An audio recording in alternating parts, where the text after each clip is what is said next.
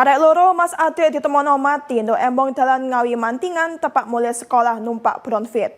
Korban jatuh nemen nang dase sampai ngarakno loro karone kilangan nyawa. Dipedhek mas adik iki korban tabrak melayu nang embong.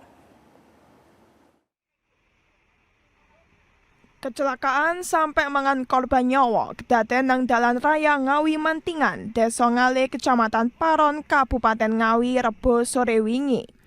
Arek nom loro awake nggletak nang aspal barek sing gawe seragam sekolah.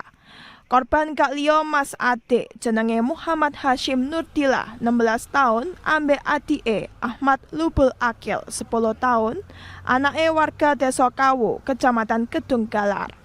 Mas adik iki kecelakaan tepak mulai sekolah numpak bronfit. Jare Sunarti, salah siji warga sing manggon cedhek kono, korban numpak bronfit Matic Beat nubruk mburine prauto. Loro korban tiba awake logor nengen nang lajur sakwalike. Apese teko arah ngarep ana prauto liya sing akhire nerak awake korban. Polahe jatuh nemen loro korban mati sakal.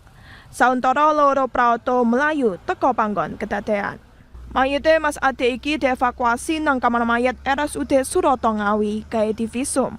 Polisi wis beber olah TKP ambek mriksa seksi-seksi. Ito Wahyu, JTV.